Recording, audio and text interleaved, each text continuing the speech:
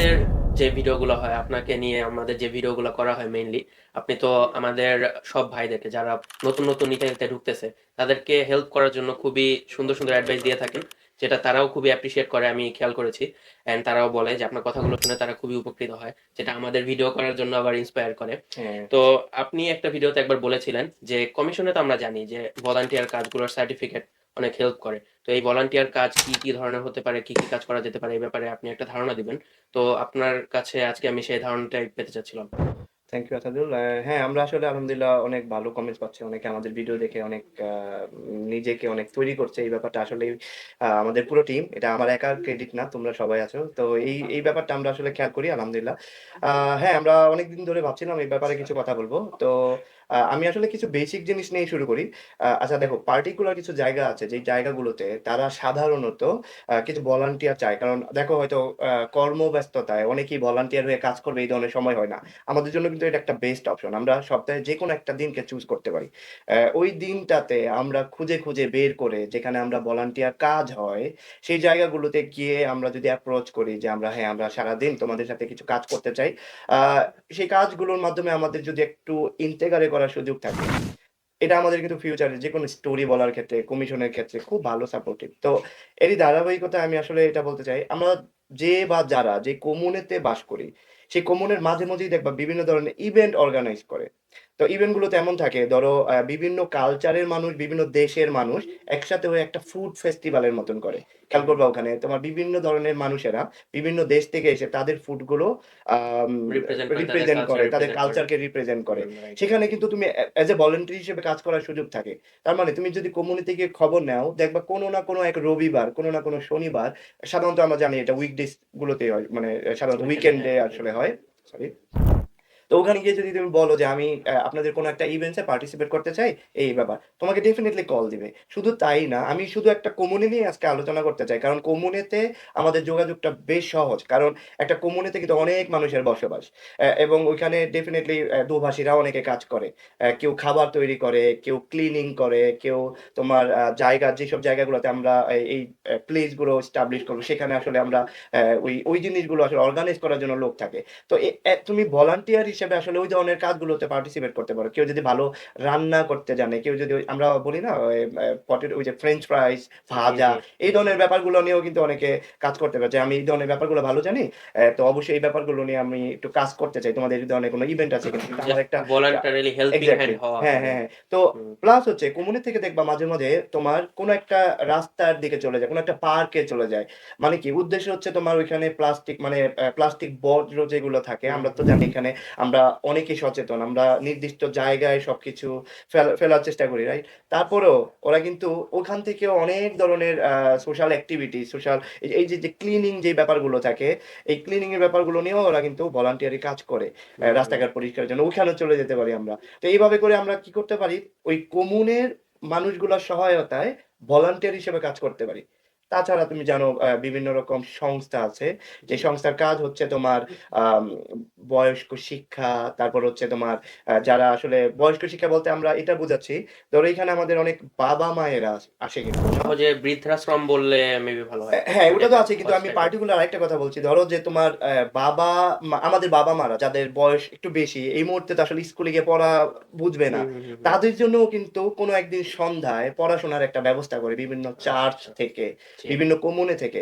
ওই ধরনের কাজগুলোতেও কিন্তু আমরা পার্টিসিপেট করতে পারি।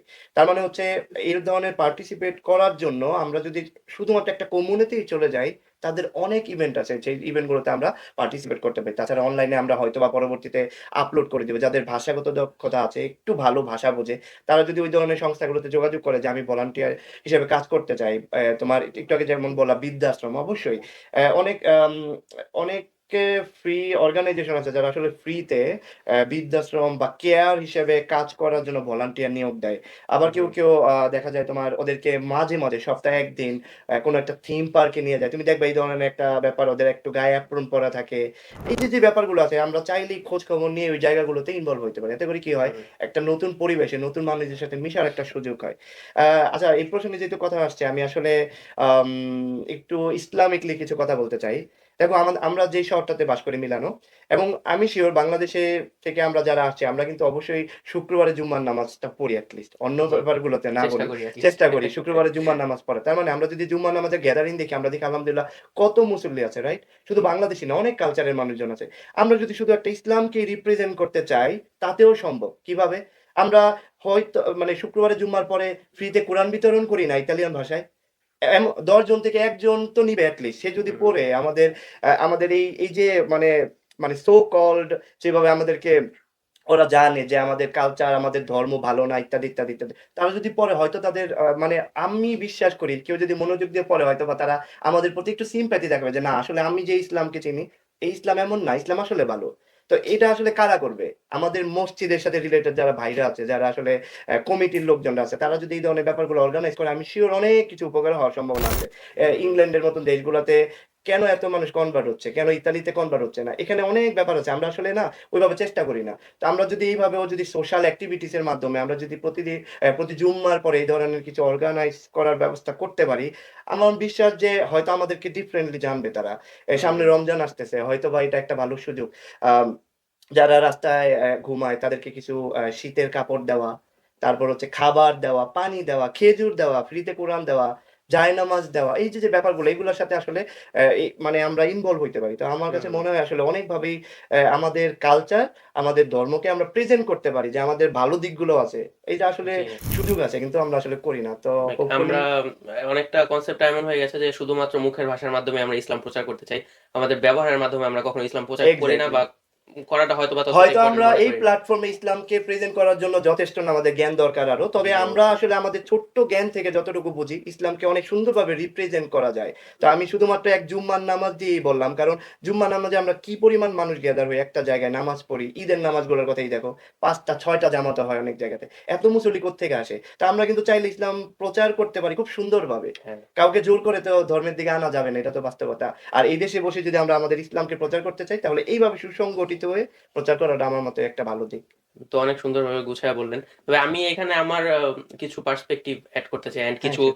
আম সংস্থার নামও আমি এখানে এড করতে চাইবো। যেমন আমার কাছে যে অনেক ভালো একটা সংস্থা যেটা মনে হয় মানুষের জন্য কাজ করার, সেটা হলো ক্রোচে জাল্লা হতে পারে, ক্রোচে হুম। ভের্দে হতে পারে, জি, জি, রেড অবশ্যই। ক্রস, ইয়েলো ক্রস এগুলো হতে পারে। রেড ক্রসে তো সরাসরি নেয় না। নেয় না, তো না। তোমার ক্রোচে জাল্লা, এক্সপেরিয়েন্স ক্রোচে লাগবে। ভের্দে থেকে শুরু করা। জি। অ্যান্ড আমি এই জিনিসটাকে আবার অন্য একটা ভাবেও দেখি সেটা হলো যে আমি যখন ভলান্টারি কোনো কাজ করতে যাই একটা সংস্থায়, তখন সেখানে কিন্তু আমার সোশ্যাল নেটওয়ার্কিং ও হচ্ছে। জাস্ট অবশ্যই। ইমাজিন আপনি ক্রোচে জানলায় কাজ করতেছেন।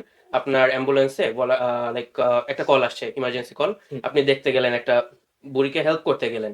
পরবর্তীতে কোনো লাইক নেটওয়ার্কিং এর মাধ্যমে দেখলেন যে ওই বুড়ি আপনার কমিশন নিবে।